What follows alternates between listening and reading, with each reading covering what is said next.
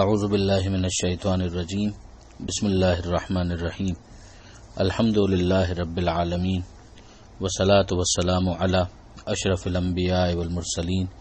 واہل بیتہ الطیبین الطاہرین المعصومین اما بعد۔ سورہ مبارکہ مائدہ آیت نمبر 37 سے آیت نمبر 41، 37 سے 41۔ بسم اللہ الرحمن الرحیم يريدون أن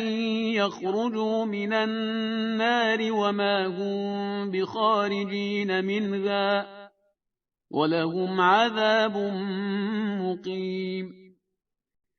والسارق والسارقة فاقطعوا أيديهما جزاء بما كسبا نكالا من الله والله عزيز حكيم فمن تاب من بعد ظلمه وأصلح فإن الله يتوب عليه إن الله غفور رحيم ألم تعلم أن الله له ملك السماوات والأرض يعذب من يشاء ويغفر لمن يشاء والله على كل شيء قدير يا أيها الرسول لا يحزنك الذين يسارعون في الكفر من الذين قالوا آمنا بأفواههم ولم تؤمن قلوبهم ومن الذين هادوا سماعون للكذب سماعون لقوم آخرين لم يأتوك يحرفون الكلم من بعد مواضعه يقولون إن أوتيتم هذا فخذوه وإن لم تؤتوه فاحذروا ومن يرد الله فتنته فلن تملك له من الله شيئا أولئك الذين لم يرد الله أن يطهر قلوبهم لهم في الدنيا خزي ولهم في الآخرة عذاب عظيم۔ پہلی آیت جو صفحے پر ہے اس میں کفر اختیار کرنے والوں کی قیامت کے دن جو بے بسی ہوگی اس کی منظر کشی کی گئی ہے کہ یہ وہاں پر اگر فدیہ دینا چاہیں یعنی کوئی تاوان دینا چاہیں کہ جس کے ذریعے سے وہ اپنے آپ کو اس عذاب سے بچا سکیں تو ان سے کچھ قبول نہیں کیا جائے گا، چاہے تاوان ان کے پاس اتنا ہو کہ جو زمین کے تمام وسائل کے برابر ہو بلکہ اتنا ہی اور بھی ہو دگنا، تو بھی ان سے قبول نہیں کیا جائے گا۔ اس میں ظاہر ہے کہ یہ فرض محال کی بات ہو رہی ہے کہ ویسے تو ان کے پاس ہے کیا قیامت کے دن کہ وہ پیش کر سکیں، لیکن بالفرض اگر ان کے پاس یہ تمام تر چیزیں ہوتی تو بھی ان سے قبول نہ کیا جاتا اور ان کے لیے دردناک عذاب ہوتا۔ پھر اس کے بعد دوسری آیت میں یہ ارشاد فرمایا کہ یریدون ان یخرجوا من النار، کہ وہ یہ ارادہ کریں گے، چاہیں گے کہ آگ کے عذاب سے باہر نکل سکیں، وما هم بخارجین منہا، مگر وہ اس سے باہر نکل نہیں پائیں گے، وَلَهُمْ عَذَابٌ مُقِيمٌ، اور ان کے لیے برقرار رہنے والا عذاب ہے۔ اگلی آیت جو ہمارے سامنے ہے اس میں چور اور چورنی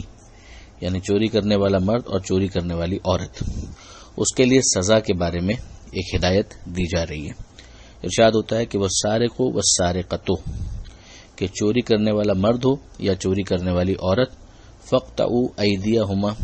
ان دونوں کے ہاتھوں کو کاٹ دو، جزاء بما کسبا نکالا من اللہ، یہ سزا ہے ان کے کرتوت کی، جو انہوں نے کیا ہے اس کی سزا ہے، تاکہ یہ عبرتناک انجام ان کا خدا کی طرف سے اپنے نتیجے تک پہنچے، یعنی یہ عبرت بن جائیں۔ واللہ عزیز حکیم، اور اللہ عزیز بھی ہے حکیم بھی، عزیز یعنی زبردست شکست ناپذیر، حکیم یعنی صحیح کام کرنے والا۔ اب اگر آپ اس کے اندر دیکھیں تو پروردگار عالم نے ایک ہدایت دی ہے جس کے اندر اجمال ہے، اس کے اندر یہ نہیں بتایا گیا کہ کتنی حد ہو جت کی چوری کی گئی ہو تو اس کے بعد پھر یہ سزا نافذ کی جائے گی، اور یہ بھی نہیں بتایا گیا کہ ہاتھ اگر کاٹا جائے گا تو کتنا کاٹا جائے گا۔ احادیث کی طرف جب ہم رجوع کرتے ہیں تو ہمیں اس کی ڈیٹیلز ملتی ہیں۔ فقہ اہل بیت کے مطابق اگر موٹی بات لی جائے تو یہ ہے کہ 1/4 دینار یعنی یا وہ یا اس کا ایکویولنٹ یا اس سے زیادہ کی اگر چوری کی گئی ہے تو اس میں یہ حد شرعی نافذ ہوگی۔ اور پھر اس کے بعد یہ کہ دائیں ہاتھ یعنی رائٹ ہینڈ جو ہے اس کی بس 4 انگلیاں قطع کی جائیں گی اور انگوٹھا اور ہاتھ کی ہتھیلی چھوڑ دی جائے گی، اور دوسری مرتبہ اگر اس نے چوری کی تو بایاں پیر یعنی الٹے پیر کو گٹے سے قطع کیا جائے گا، اور جو اس کی ایڑی ہے ہیل اس کو چھوڑ دیا جائے گا، اور یہ اس لیے کہ نماز کے ارکان ادا کرنے سے وہ قاصر نہ ہو، نماز پھر بھی وہ پڑھ سکے۔ تو یہ کچھ ڈیٹیلز ہیں۔ اب ظاہر ہے کہ اس کی تفصیلات جو ہیں وہ اپنے مقام پر فقہ کی کتابوں کے اندر جو قصاص اور دیات کا پورا چیپٹر ہے وہاں پر اس کو ڈسکس کیا جاتا ہے، مگر مجمل بات، ایک اوور آل بات، ایک ہیڈ لائن کی حد تک کچھ قرآن مجید کے اندر آیا اور کچھ جو احادیث کے اندر بات آئی تھی اس کا خلاصہ گزارش کیا گیا۔ اس کے بعد ارشاد ہوتا ہے کہ فمن تاب من بعد ظلم ہی و اصلح، کہ اگر کوئی اپنے ظلم کے بعد توبہ کر لے اور اپنی اصلاح کر لے، اپنے کردار کو درست کر لے، فإن اللہ یتوب علیہ، تو اللہ اس کی توبہ قبول کر لے گا۔ ان اللہ غفور الرحیم، اللہ بخشنے والا ہے اور بڑا مہربان ہے۔ علم تعلم، کیا تمہیں نہیں معلوم، ان اللہ لہ ملک السماوات والارض، کہ اللہ ہی کے لیے بادشاہت ہے آسمانوں کی اور زمین کی۔ یعذب من یشاء ویغفر لمن یشاء، جسے چاہتا ہے وہ سزا دیتا ہے اور جسے چاہتا ہے بخش دیتا ہے، اور ظاہر ہے کہ ابھی پہلے ہم پڑھ چکے وہ حکیم ہے، تو سزا دینا بھی بغیر وجہ کے نہیں ہوگا اور بخشنا بھی بغیر وجہ کے نہیں ہوگا۔ واللہ علی کل شیء قدیر، اور اللہ ہر چیز پر قادر ہے۔ ارشاد ہوتا ہے اگلی آیت میں کہ یا ایھا الرسول، جو اس صفحے کی آخری آیت بھی ہے اور بہت تفصیلی آیت ہے۔ یا ایھا الرسول، اے رسول، لا یحزنک الذین یسارعون فی الکفر، آپ کو غمزدہ نہ کریں وہ لوگ کہ جو کفر میں تیزی کرتے ہیں۔ رسول کی حیثیت اپنی امت کے لیے باپ کی سی ہے۔ اب اگر مثلا قوم کے اندر کچھ افراد ہیں کہ جو کفر پر اصرار کر رہے ہیں، امت میں کچھ ایسے افراد ہیں کہ جو کفر پر اصرار کر رہے ہیں، تو ظاہر ہے کہ وہ اسلام قبول نہیں کر رہے۔ پیغمبر اکرم کو یہ چیز یقیناً غمزدہ کرتی تھی کہ یہ کیوں اپنے ہاتھوں سے اپنے برے انجام کو تیار کر رہے ہیں۔ پروردگار عالم یہاں پر اپنے حبیب کو تسلی دے رہا ہے کہ اے رسول، آپ کو یہ کفر میں تیزی کرنے والے ان کا یہ کام آپ کو غمزدہ نہ کریں۔ یہ کون لوگ ہیں؟ من الذین قالوا آمنا بافواہہم ولم تؤمن قلوبہم، ان میں سے ایک گروہ کہ جو منافقین ہیں، جو زبان سے تو کہتے ہیں کہ ہم ایمان لے آئے مگر ان کا دل ایمان نہیں لایا۔ اور دوسرا گروہ ومن الذین ہادوا،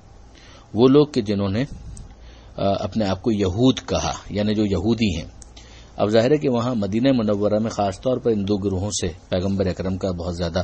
سامنا بھی تھا، تو پیغمبر اکرم کو ان دو کیسز کے حوالے سے خاص طور پر یہ کہا جا رہا ہے کہ ان کا کفر میں تیزی کرنا آپ کو غمزدہ نہ کرے۔ اب جو ان کے اوصاف ہیں ان کو یہاں پر ڈسکس کیا جا رہا ہے۔ تقریباً 5 اوصاف بیان کیے ہیں ان لوگوں کے کہ یہ لوگ کون ہیں۔ سماعون للکذب، یہ جھوٹ کے سننے والے، یعنی جھوٹ سننا، جھوٹا پروپیگنڈا سننا، غلط باتوں کو سننا، یہ ان کا کام ہے، اور یہ بہت زیادہ جھوٹ کے سننے والے ہیں۔ صیغہ مبالغہ استعمال ہوا۔ سماعون لقوم آخرین، اور سننے والے ہیں دوسرے لوگوں کی۔ لم یاتوکا، جو آپ کے پاس نہیں آتے، یعنی ہم یوں سمجھیں کہ یہ لوگ اپنی شان کے خلاف سمجھتے ہیں کہ خود پیغمبر اکرم سے آ کر ڈائریکٹلی پیغمبر اکرم سے سنیں کہ پیغمبر کا موقف کیا ہے۔ یہ دوسروں کو بھیجتے ہیں یا دوسرے جو آ کر ان کو بتاتے ہیں اسی کو وہ سنتے ہیں۔ یہیں سے آپ اندازہ کیجئے کہ پروردگار عالم اس چیز کو پسند نہیں کرتا کہ پروپیگنڈے کے اوپر دھیان دیا جائے، جبکہ اصل حقیقت کو معلوم کرنا ممکن ہو تو جا کر انسان خود معلوم کرے کہ مثلا وہ کیا کہتا ہے اور یہ کیا کہتا ہے۔ کتنے ہی جھگڑے معاشرے کے اندر اس وجہ سے ہوتے ہیں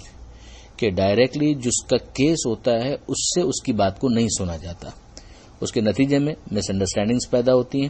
کبھی یہ چیز خاندانوں میں جدائی اور جھگڑے کا باعث بنتی ہے، کبھی یہ چیز معاشرے میں جدائی اور جھگڑے کا باعث بنتی ہے۔ کتنی کمیونٹیز، کتنے ہی ایسے مسالک کہ جن کو تہتیک کر دیا گیا ظلم و زیادتی کا نشانہ بنایا گیا، دہشت گردی کا نشانہ بنایا گیا، اس کی سب سے بڑی وجہ یہ تھی کہ ان کا موقف ان سے نہیں سنا گیا، کہ ان سے تو بات کی جاتی، ان سے تو پوچھا جاتا کہ ان کا نظریہ اس حوالے سے کیا ہے. بس ایک تہمت ہے جو لگا دی گئی، تو یہ بدقسمتی ہے. پھر پروردگار فرماتا ہے کہ یحرفون الکلم من بعد مواضعہ، یہ بات کو اس کے مقام سے ہٹا کر تحریف کر دیتے ہیں. یعنی پیغمبر اکرم نے کیا کہا تھا اور پیغمبر اکرم کے حوالے سے رپورٹ کیا ہوا، اس کو بدل دیا گیا. اور ساتھ ہی ساتھ جو توریت کے اندر مثلا چیزیں موجود تھیں، بجائے اس کے کہ وہ اس کو اسی طریقے سے رپورٹ کرتے، انہوں نے تو اس میں بھی تبدیلیاں کر دی. رسول سے متعلق پیشن گوئیاں ان کو ٹویسٹ کر دیا، ڈسٹرب کر دیا. ایز اے ریزلٹ بہت سارے افراد گمراہی کا شکار ہو گئے. اور پھر اس کے بعد یہ تاکید، یقولون، یہ کہتے ہیں ان اوتیتم ھذا فخذوہ، کہ اگر تمہیں یہ کہا جائے تو لے لینا، وَإِن لَّمْ تُؤْتَوْهُ فاحذروا، اور اگر یہ نہ دیا جائے تو ڈرو، یعنی پھر بچو، اس رسول کی بات کو مت سنو. اب ظاہر ہے کہ پھر واپس کہ اپنی مرضی کی اگر بات وہ کہیں، جو ہم تحریف شدہ باتیں کہہ رہے ہیں، ایسی کوئی بات کہے تو سیدھی سی بات یہ کہ پیغمبر اکرم نے تو یہ باتیں نہیں کرنی تھی، پیغمبر اکرم نے تو جو حق اور ہدایت کی بات ہے وہ کرنی تھی. تو ان کا کہنا یہ تھا کہ نہیں، یہ جو تحریف شدہ باتیں جو ہم بتا رہے ہیں وہ اگر وہ کہے تو قبول کر لینا، لیکن اگر اس سے ہٹ کر کچھ بیان کرے تو پھر ڈرو اور قبول مت کرنا. ان افراد کے بارے میں پروردگار عالم کے یہاں پر کنکلوڈنگ ریمارکس یہ ہیں کہ وَمَن يُرِدِ اللَّهُ فِتْنَتَهُ، کہ جسے اللہ فتنے میں چھوڑ دینا چاہے، فَلَن تَمْلِكَ لَهُ مِنَ اللَّهِ شَيْئًا، تو اللہ کے مقابلے میں اے حبیب پھر آپ کسی طرح کا اختیار نہیں رکھتے. ظاہر ہے کہ ان کی حرکتیں پہلے ہیں، پھر اللہ کی طرف سے انہیں فتنے میں چھوڑ دینے کا اعلان ہے. اولئک الذین، یہ وہ لوگ ہیں، لم یرید اللہ ان یطہر قلوبہم، کہ اللہ کا ارادہ نہیں ہے کہ وہ ان کے دلوں کو پاک کرے. حرکتیں ان کی ایسی ہیں کہ جس کے بعد پھر اللہ انہیں اسی نجاست باطنی کے اندر چھوڑ دیتا ہے. لہم فی الدنیا خزی، ان کے لیے دنیا کے اندر بھی رسوائی ہے،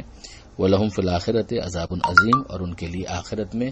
دردناک عذاب ہے، عذاب عظیم ہے، بڑی پنشمنٹ ہے. یہاں پر یہ صفحہ مکمل ہوا. پروردگار عالم سے دعا ہے قرآن مجید سمجھنے اور اس پر عمل کرنے کی توفیق عطا فرما، اور وارث قرآن امام زمانہ کے ظہور میں تعجیل فرما.